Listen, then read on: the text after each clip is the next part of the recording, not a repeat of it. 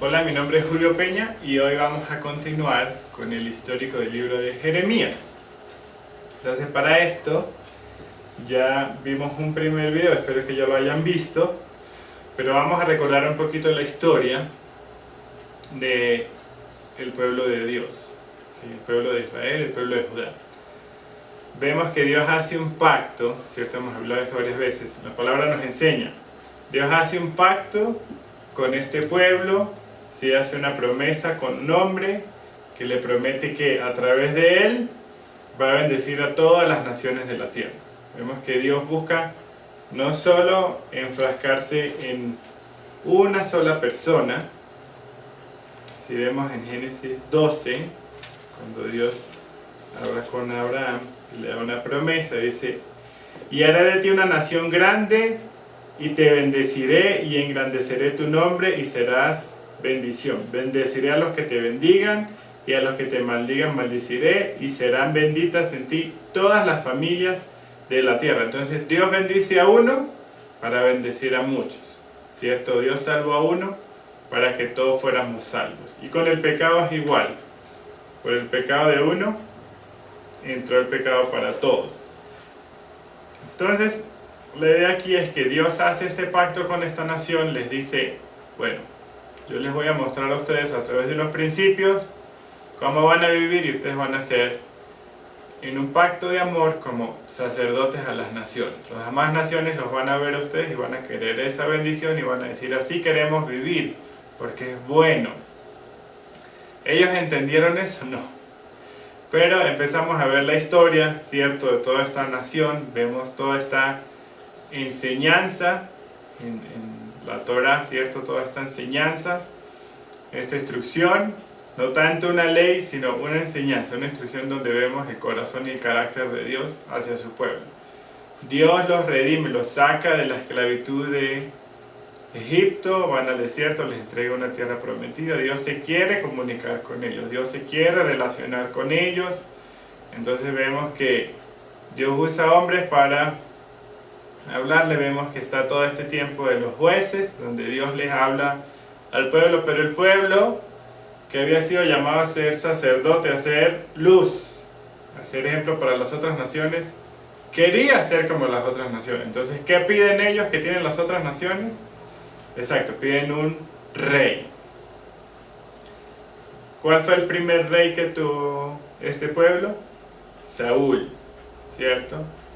¿Cómo le fue a Saúl como rey? No muy bien, ¿cierto? Entonces Dios establece otro rey. ¿Quién era ese rey? David, ¿cierto? Que David también, pues, hay un mensaje detrás de él y lo que Dios estaba tratando de mostrar a este pueblo, de lo que venía a través de David. Bueno, pero David también comete sus errores y tiene su hijo que se convierte en rey, que es Salomón. Y después de Salomón, entonces vemos que hay una división. O sea, ellos no aguantaron más de 3 reyes cuando ya se estaban dividiendo, ¿cierto? Está ahí la historia con Roboam. Entonces, 10 tribus de las 12 que eran del pueblo de Israel se van al norte, o se establece el reino del norte. Para diferenciarlo se llama el reino del norte, el reino del sur. El reino del norte, que era Israel, se van estas 10 tribus, y en el reino del sur entonces está el reino de Judá, donde están Judea y Benjamín, pero están ubicados en Judea. El reino de Israel o del norte está en Samaria y Galilea. ¿Qué pasa? Más o menos en el 722, ¿qué pasó con el reino del norte? Fue destruido, ¿cierto? Y veíamos que al final de Reyes nos muestra un poquito la historia de qué pasó con estos pueblos, ¿sí? Y vemos cómo Asiria toma el pueblo o el reino del norte, ¿sí? Cae Samaria, vemos el capítulo 17 de Segunda de Reyes, ¿cierto? Dice que levantaban estatuas, imágenes, acera, dice que se hicieron vanos, como hablábamos, Baal, ¿sí? Pasaban a sus hijos por el fuego. Entonces ellos se apartaron de Dios y vino un juicio, que nosotros sabemos que es un juicio por amor. Tal vez no se ve amoroso y cariñoso y tierno, pero es por amor, ¿sí? Yo sé que uno de los temas claves en el libro de Jeremías es el juicio, y vamos a hacer una pequeña analogía como padres, ¿sí? Cuando tú eres padre y tú ves que tu hijo está haciendo algo malo, te le vas a advertir: no lo hagas. Si lo vuelves a hacer, te quito el juguete, te quito el celular, te quito el videojuego, ¿sí? Pero ¿por qué un padre hace esto? Porque quiere que su hijo esté molesto con él, porque quiere ver mal a su hijo. No, porque lo ama y ve que esta conducta, la desobediencia, las malas decisiones lo van a llevar a algo malo. Y por amor a su hijo le dice no, y hay una consecuencia. Este juicio es una muestra del amor de Dios. No es que Dios se levantó mal ese día, estaba de mal genio, le fue mal en el trabajo y ¡pum!, vino y le puso una disciplina a su hijo. No, sino esto fue por amor. Pero bueno, en medio de todo esto, Dios permite que Asiria venga y tome el reino del norte. Entonces, ¿cuál es la situación política nacional e internacional en el tiempo de Jeremías? Recuerden que es un periodo extenso, pero Asiria era la mayor potencia, ¿sí? Ya había destruido, como en el 722, el reino del norte, y sabemos también, porque lo vemos en la palabra, que Dios permite que estas naciones sean usadas como instrumentos de su ira, pero luego esas naciones también van a pagar por lo que hicieron al pueblo de Dios. Entonces, ¿cuál era la nación que Dios usó para traer este juicio a Siria? Babilonia, ¿sí? Nosotros ya habíamos visto quiénes habían sido los reyes, más o menos las fechas en que cada uno reinó. Entonces, en el tiempo de Josías, todavía es un tiempo que Asiria está en el poder, pero ese poder está decayendo, ¿sí? Pero todavía son la máxima potencia. Vemos que ya cuando viene el rey Joacás, ¿quién lo pone ahí? ¿O quién se lo lleva a él? Necao de Egipto. Entonces esa es otra potencia que estamos viendo que estaba en este tiempo. Entonces ya vimos a Siria, estamos viendo aquí Egipto, y luego que ellos están tributando ahí en Egipto en el 605, que cae Egipto. Entonces es cuando ellos empiezan a tributar a Babilonia. Que cuando es que llega Nabucodonosor a Babilonia, ya en los tiempos de Eliakim o Joacim, ¿cierto? Que cuando es la primera deportación con Daniel, vemos que después viene Nabucodonosor a la segunda deportación con Joaquín, y luego el último juez, ¿quién fue?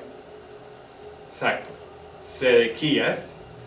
Pero Sedequías estuvo ahí unos años, pero se rebeló en contra de Babilonia, y esa misma rebelación condujo a que Babilonia viniera y ya destruyera Jerusalén. Entonces, ¿cuándo fue eso? ¿Cuándo fue que fue la destrucción de Jerusalén?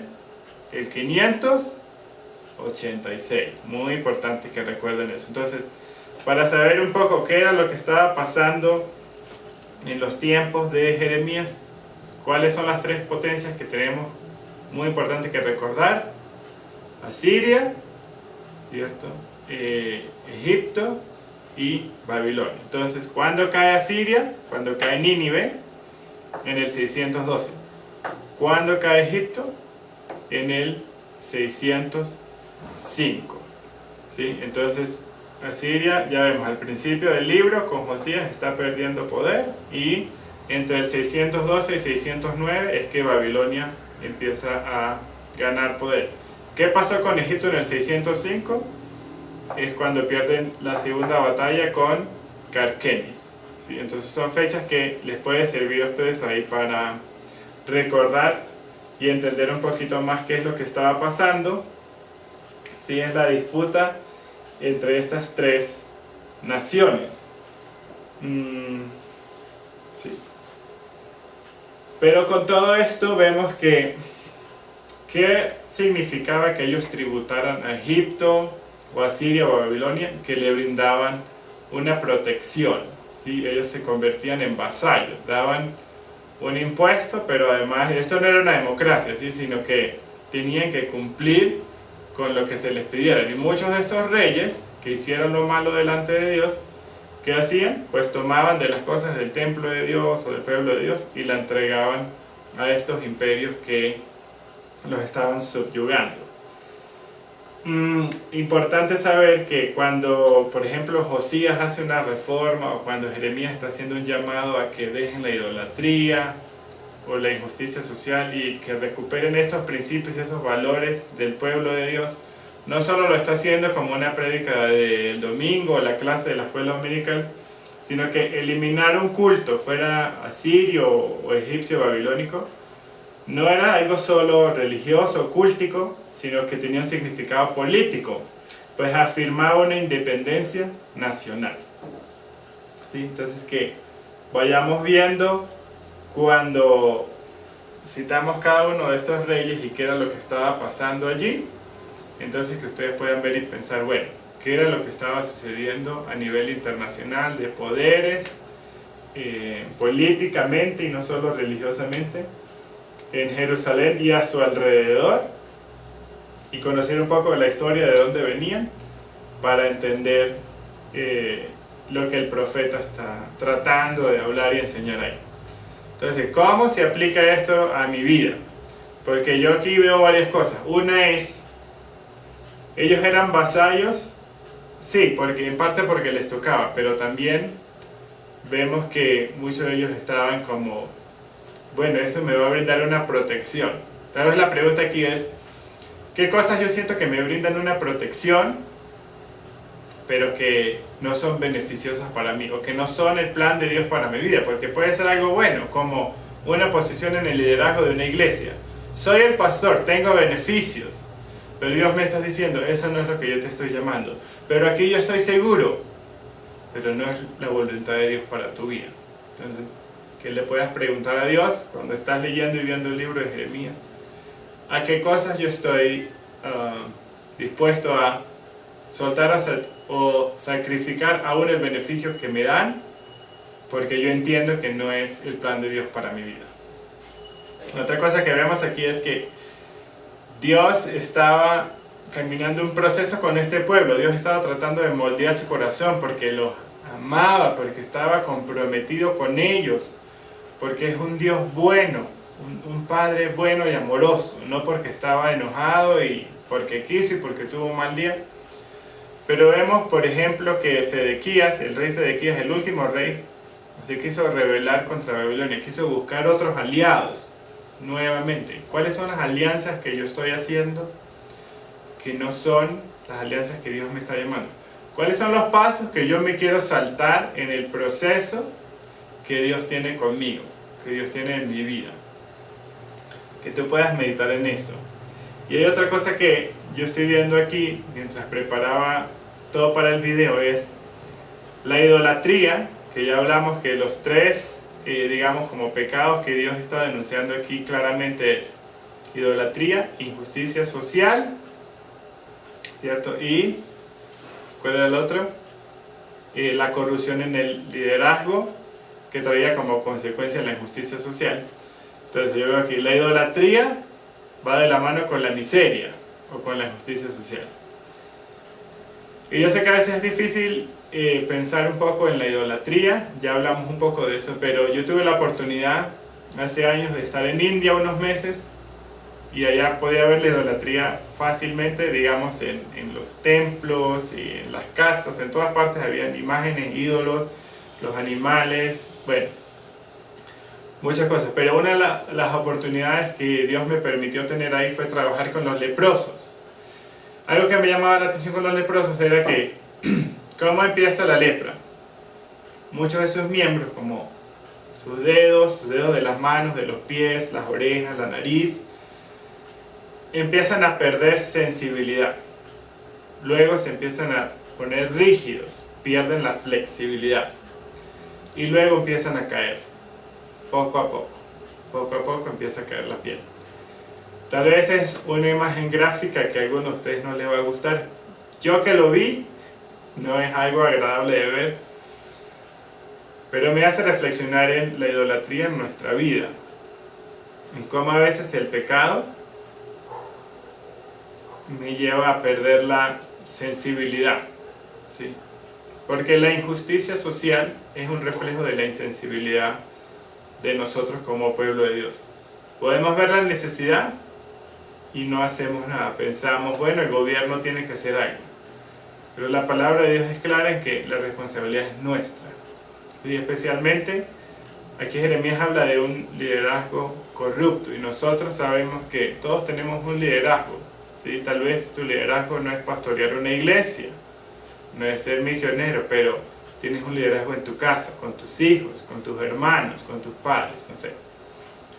Pero muchos de nosotros nos hemos vuelto insensibles ante la necesidad del huérfano, de la viuda, del inmigrante, ¿cierto? Especialmente ahora con tantos refugiados. Es que la pregunta es, Dios, ¿en qué yo me he vuelto insensible? Por años yo tuve la oportunidad de trabajar en un ministerio de misericordia con niños de alto riesgo y muchas personas, al ver que mi trabajo muchas veces era ser un padre de corazón y estar ahí, ¿cierto?, todos los días sirviendo en un lugar que no había púlpito, no había micrófono, no había público, muchas veces recibiendo ingratitud. Las personas decían, ustedes son tan buenos, yo no podría hacer eso, es que ustedes se ganaron el cielo. Pero yo digo, no, yo no tengo nada más especial, ¿sí? Yo no soy más santo ni más bueno. Es Dios que me permite, porque así como uno llega muchas veces a un ministerio de misericordia diciendo, ay, si yo voy a ayudar a salvar a estos niños o a estas personas, pero después veo, hay cosas que esas personas tocan en mí, en mi corazón, y que me muestran lo podrido que está mi corazón también, la necesidad que yo también tengo de sanar áreas y cosas en mi vida. Si cada familia cristiana en nuestros países recibiera un niño huérfano o que está en un hogar de acogida, no existieran las instituciones, no existieran muchos criminales, ¿sí? Pero la pregunta es que siempre va a haber una excusa. Cuando las personas saben que nosotros tenemos niños que no son hijos biológicos, ¿sí? Y muchos cristianos te van a decir, ay, pero es que traen maldiciones generacionales. Eso es un riesgo, yo no haría eso. Yo no he escuchado ninguna historia buena de una adopción. La pregunta es que Dios no nos ha llamado a ser exitosos y, por ejemplo, tenemos a Jeremías. Dios no nos ha llamado a estar cómodos. Dios nos ha llamado a ayudar al huérfano, a la viuda, al extranjero, al necesitado. No dice si lo merece, si no lo merece, si es bonito, si es feo, si tiene o no tiene una enfermedad. Entonces vuelvo yo a la lepra. ¿Será que el pecado nos está haciendo insensibles y no estamos viendo que nos estamos pudriendo porque nuestra mirada está puesta en nosotros mismos y no en Dios? Entonces yo quiero que para terminar este video hoy, tú puedas pues ya acabar el video, tener un tiempo con Dios preguntándole en qué áreas estás siendo insensible, en qué áreas el pecado te está haciendo insensible, en qué áreas tú no estás haciendo justicia social, en qué áreas te estás saltando los procesos, en qué relaciones, en qué circunstancias, trabajos, tú estás haciendo alianzas que dañan el propósito de Dios para tu vida. Entonces, te bendigo, que tengas un buen tiempo con Dios y nos vemos en el próximo video. Gracias.